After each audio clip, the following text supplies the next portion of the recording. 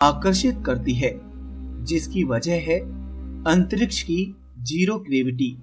गुरुत्वाकर्षण की शक्ति के कारण ही हम पृथ्वी पर टिके रह पाते हैं। अगर इस धरती पर ग्रेविटी न होती तो हर चीज हवा में तैरती नजर आती और पृथ्वी पर भी जीवन आसान ना होता।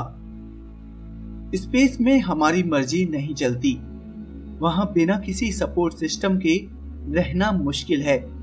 साथ ही खाने पीने, सोने के लिए काफी मशक्कत करनी पड़ती है।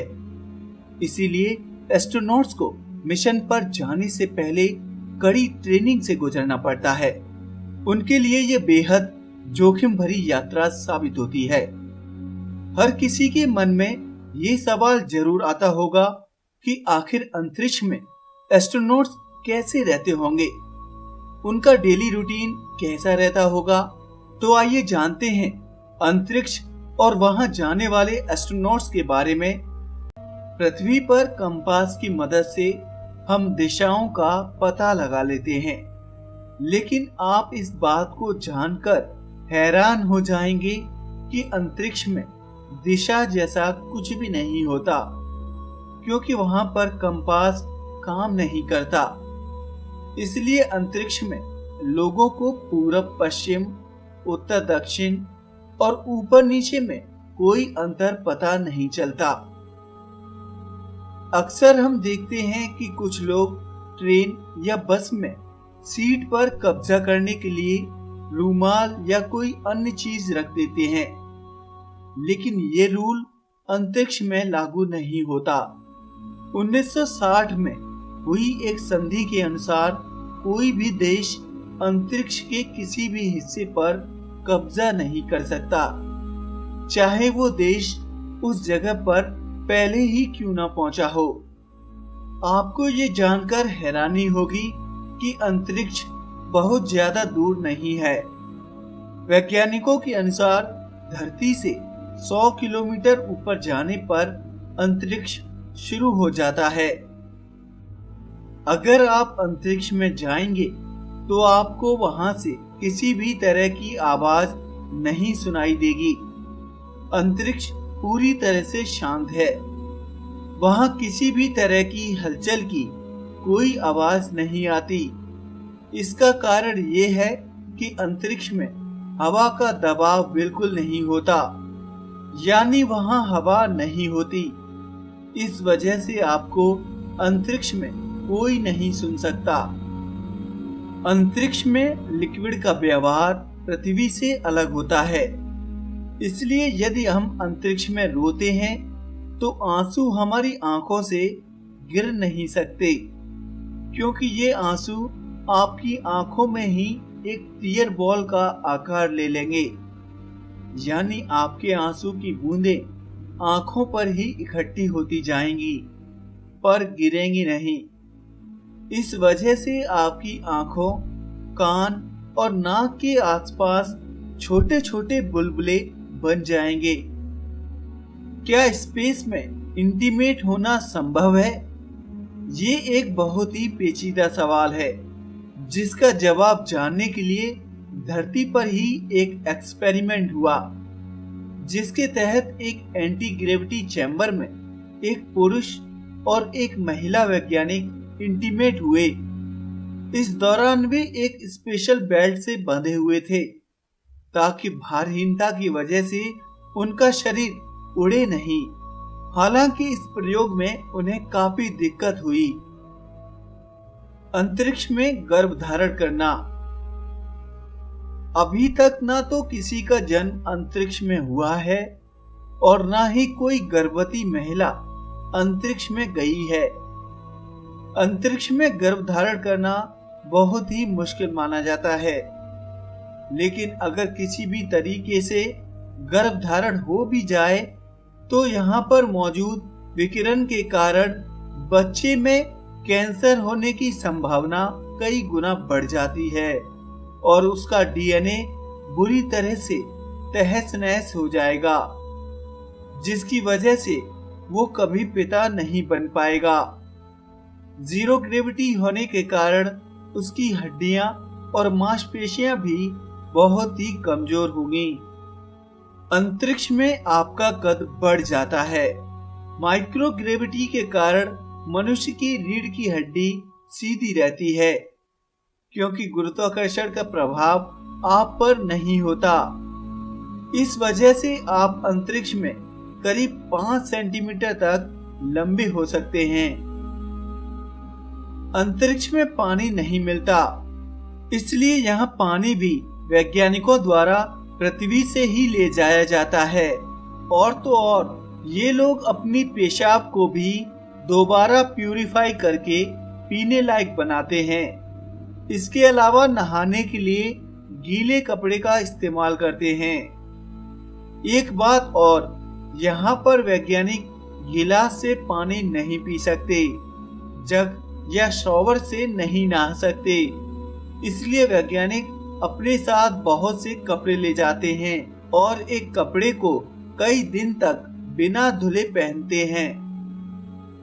अगर आप ये सोचते हैं कि अंतरिक्ष में जाने वाले लोग बियर या कोल्ड ड्रिंक के साथ मौज मस्ती करते होंगे, तो आप गलत सोच रहे हैं, क्योंकि इन दोनों पेय पदार्थों में कार्बन डाइऑक्साइड गैस होती है, जो कि पृथ्वी पर तो बोतल के खोलने पर झाग या बुलबुले के रूप में वायुमंडल में चली जाती है। लेकिन जैसा कि हम जानते हैं कि अंतरिक्ष में कोई वायुमंडल नहीं होता, इस कारण वहां पर कार्बन डाइऑक्साइड गैस बोतल से बाहर नहीं निकल पाएगी और पीने वाले के पेट में बहुत सी गैस जमा हो जाएगी, जो कि उसके लिए नुकसानदायक होगी, क्योंकि वहां पर डकार भी नहीं ली जा सकती। पृथ्वी की तुलना में बहुत कम वायुमंडलीय दाब होने के कारण अंतरिक्ष में सीटी बजाना बेहद ही मुश्किल काम है, क्योंकि सीटी की आवाज को दूसरे व्यक्ति तक पहुंचने के लिए हवा की जरूरत होती है, जो कि अंतरिक्ष में नहीं है। इसलिए सीटी बजाने के लिए पर्याप्त हवा नहीं होने के कारण आप वहां पर सीटी नहीं बजा सकते। हाल ही में एक रिसर्च के मुताबिक स्पेस मिशन पर जाने वाले एस्ट्रोनॉट्स का बोन लॉस काफी ज्यादा होता है, इसलिए उन्हें अधिक कैल्शियम और मिनरल्स की जरूरत पड़ती है और वहां जाकर खूब जमकर एक्सरसाइज करनी पड़ती है। एक टूथपेस्ट नुमा ट्यूब और खास तरह के पैकेट्स में ये खाद्य पदार्थ भरे होते हैं। एक विशेष प्रकार के यंत्र की सहायता से ही एस्ट्रोनॉट्स इसे ले पाते हैं। ड्राई या फ्रोजन फूड्स ही खाते हैं, जिसमें पानी की मात्रा ना के बराबर होती है। पानी भी पाउच से एक विशेष स्ट्रॉ की सहायता से पीते हैं। नासा स्पेस फूड पर लगातार काम कर रही है। साल 1970 में यहाँ के एक वैज्ञानिक ने एक स्पेशल ट्रे का आविष्कार किया था। इसमें रखकर खाने को आसानी से गर्म किया जा सकता है, यानी पैकेट फूड के अलावा एस्ट्रोनॉट्स भी गर्मा गर्म भोजन कर सकते हैं। इस समय नासा नैनो फूड बनाने में जुटा हुआ है। ये ऐसा फूड होगा जो दवा के रूप में पिल्स या लिक्विड के फॉर्म में होगा। यह फूड ग्लूकोज की तरह ब्लड में घुल जाएगा और इससे इंस्टेंट एनर्जी मिल सकेगी। स्पेस शटल जिसमें एस्ट्रोनॉट्स रहते हैं, उसमें सोना आसान नहीं है। हालांकि इसके अंदर तापमान और हवा का दबाव पहले से कंडीशन्ड होता है, इसलिए यहाँ जीरो ग्रेविटी का लेवल कम होता है। कुछ भी हो, चैन की नींद के लिए भी गुरुत्व यानी ग्रेविटी का होना जरूरी है। हालांकि एस्ट्रोनॉट्स यहाँ स्लीपिंग बैग्स में अपेक्षाकृत अधिक सुकून की नींद ले पाते हैं। स्पेस शटल या स्पेस स्टेशन में क्रू केबिन होता है। यह जगह सोने के लिए बेहद आरामदायक होती है। अंतरिक्ष में कुछ लोगों को थोड़ी नींद कम आती है। वहाँ हमेशा बेचैनी का अनुभव होता है, क्योंकि आप अलग वातावरण में रह रहे होते हैं। धरती पर ही नहीं बल्कि अंतरिक्ष में भी आपको साफ सफाई का ध्यान रखना पड़ता है। अंतरिक्ष में दांत साफ करने के लिए ब्रश को गीला करना आवश्यक है, और क्योंकि ब्रश पर लगा पानी नीचे नहीं गिरता, आपको उसे पीना पड़ता है। फिर पेस्ट लगाकर दांत साफ करने पड़ते हैं। उसके बाद आपको पेस्ट को निगलना पड़ता है। अंतरिक्ष में आप सामान्य रूप से नहीं चलते। इस वजह से अंतरिक्ष यात्रियों के पैरों की त्वचा नरम होती जाती है और उखड़ने लगती है, क्योंकि अंतरिक्ष में वॉशिंग मशीन का प्रयोग नहीं किया जाता। इसलिए अंतरिक्ष यात्रियों को एक ही जुराब कई दिन तक पहनने पड़ते हैं। उन्हें अपनी जुराब संभाल कर निकालनी पड़ती है, वरना पैरों की त्वचा उसके साथ ही निकल सकती है।